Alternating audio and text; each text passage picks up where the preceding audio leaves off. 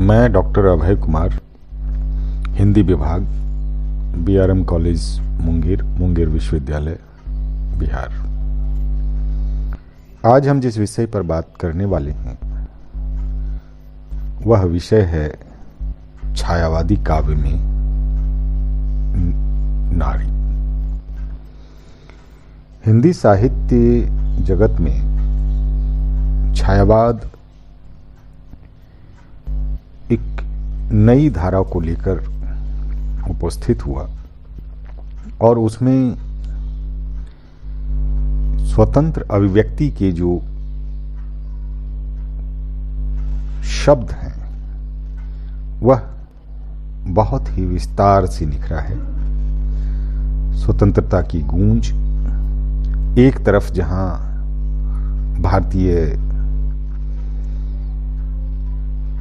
भारतीयों के बीच में उठ रही थी, वहीं साहित्य में दूसरा स्वर सुनाई देता है।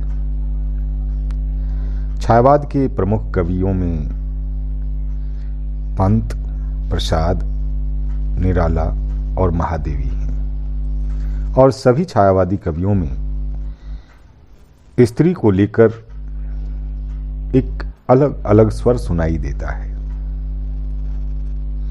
उस स्वर की समीक्षा अगर करें तो भारतीय संस्कृति में स्त्री और छायावादी काव्य में स्त्री की अभिव्यक्ति में हम अंतर पाते हैं। भारतीय साहित्य में स्त्री को जिस तरह प्रस्तुत किया गया है वह एक तरफ देवी के रूप में है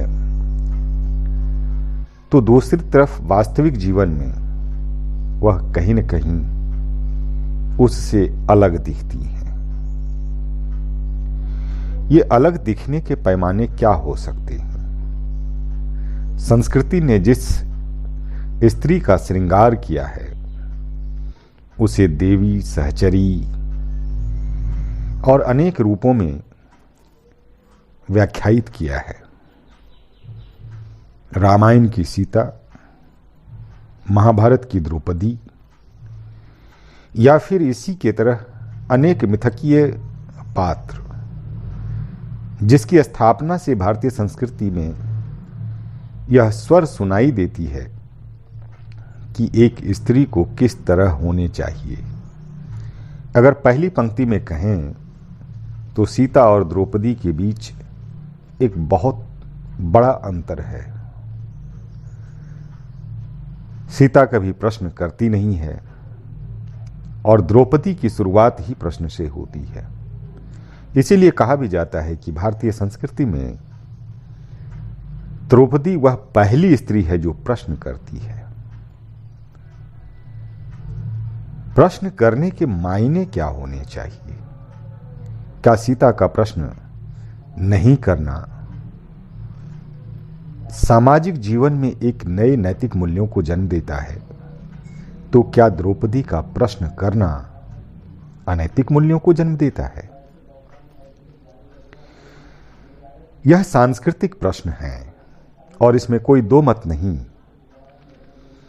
कि सांस्कृतिक धरातल पर स्त्रियों के अगर नाम को देखें तो भारतीय समाज में सीता नाम आपको प्रायः मिल जाएगा, लेकिन द्रौपदी का नाम ढूंढेंगे तो नहीं मिलेगा।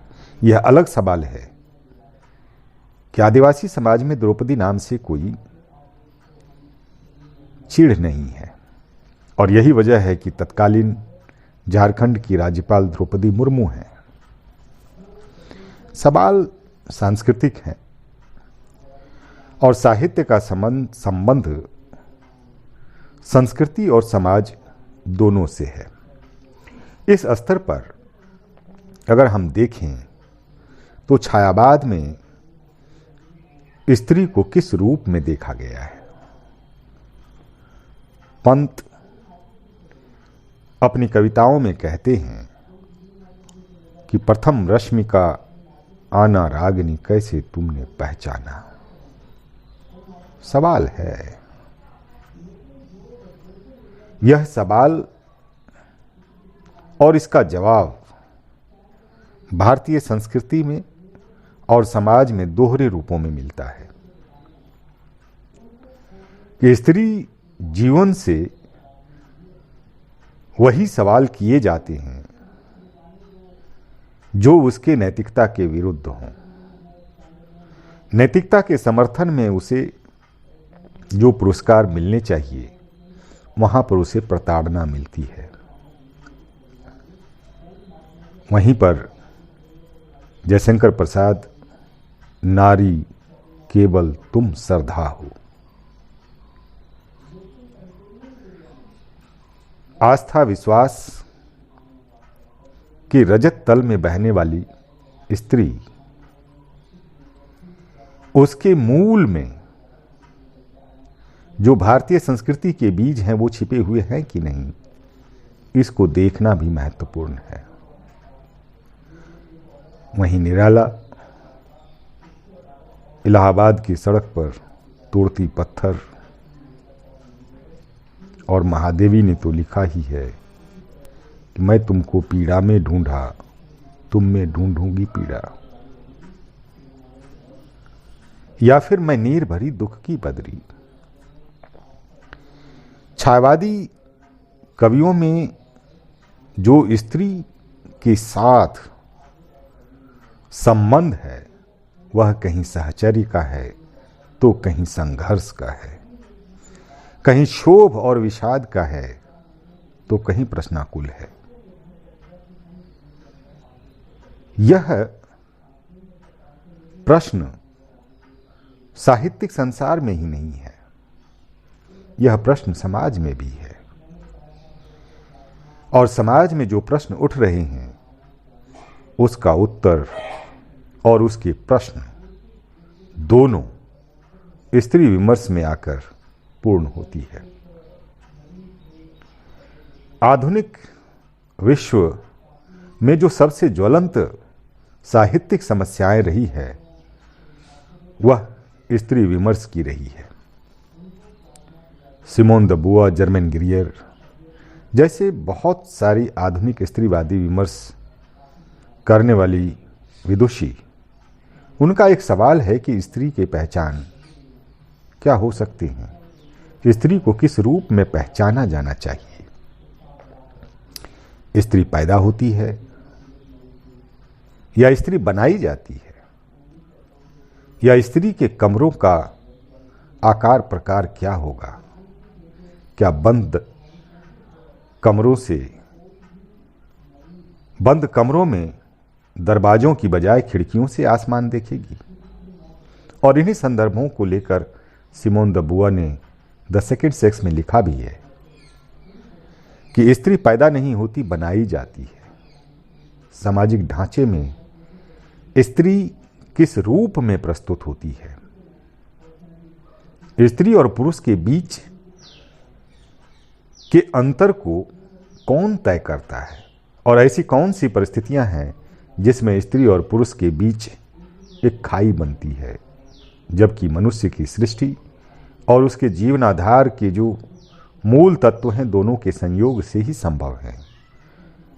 जब सृष्टि में सहधर्मिता है तो समाज में यह अंतर क्यों है।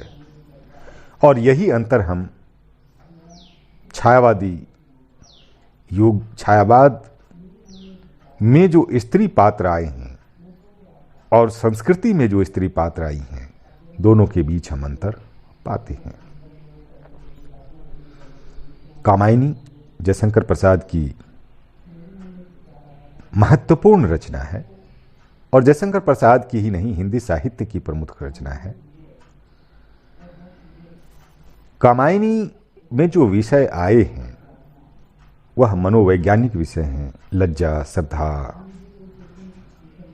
ये सारे विषय और जो इसकी लिंग बोधीय स्वरूप हैं वह स्त्री बोधीय हैं। और स्त्री बोधीय स्वरूप को जिस तरह से प्रसाद ने रेखांकित किया है या फिर आपने नाटकों में प्रदर्शित किया है, वह सहज नहीं है। साहित्य और समाज के बीच के संबंधों को अगर हम परखें तो समाज से साहित्य प्रभावित होता है और साहित्य से समाज। लेकिन यहाँ पर एक अंतर्विरोध हम पाते हैं कि समाज से साहित्य तो प्रभावित हो रहा है, लेकिन साहित्य से समाज किस तरह प्रभावित हो रहा है? साहित्य से समाज प्रभावित वहीं हो रहा है जहां वह मिथकीय अवधारणाओं में सीता जैसी पात्रा को देखते हैं, लेकिन जहां आवाज निराला उठाते हैं कि इलाहाबाद की सड़क पर वह तोड़ती पत्थर जिससे वह टकरा रही है, उसकी रूपरेखा क्या है? पत्थर हो चुके या जड़ हो चुके समाज में स्त्रियों की स्थिति क्या सुधरी है? उसमें स्त्रियों की क्या भूमिका है? या फिर इससे भी बड़ा सवाल कि स्त्रियों को स्त्री की पहचान बनाने में पुरुषों की क्या भूमिका है? और छायावादी काव्य में आप पाएंगे कि 4 प्रमुख कवियों में से 3 पुरुष हैं और 1 स्त्री है। लेकिन छायावादी युगीन काव्य की एक सबसे बड़ी विशेषता रही है कि वह प्रकृति और स्त्री दोनों को समीप लाते हैं।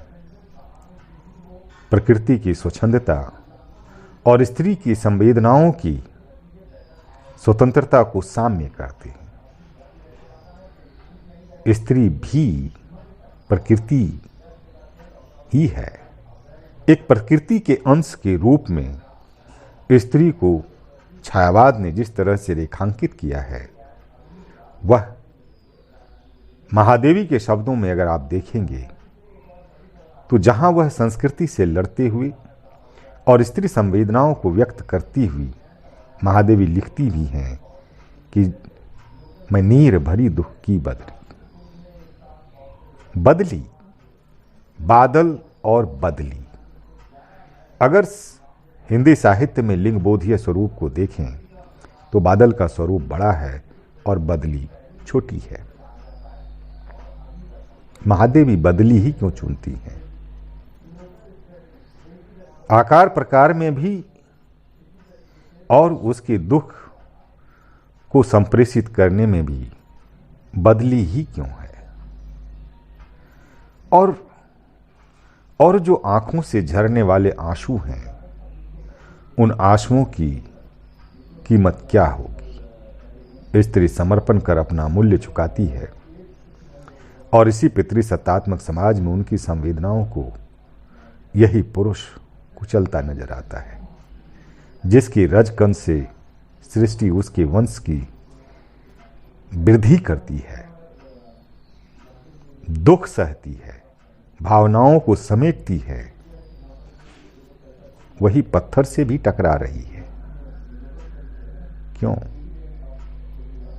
यह एक बहुत बड़ा सवाल है और इन सवालों का जवाब समाज की परिस्थितियों में है और इन परिस्थितियों में बदलाव किस तरह से संभव होगा वह तो समय बताएगा, लेकिन इसकी शुरुआत हो चुकी है। संघर्ष की पीड़ा को स्त्री झेल रही है और स्त्रियों में जो दम है, उस दम को अब कहीं न कहीं अपनी मंजिल पर लाकर छोड़ना चाहती है। इसमें कुछ तो परिणाम सकारात्मक हैं, लेकिन इसे संतोषजनक नहीं कहा जा सकता। एक प्रश्न है और यही वजह है कि छायावाद में स्त्रियों को लेकर जो प्रश्न हैं वह अभी भी निरंतर मौजूद है। बहुत बहुत धन्यवाद।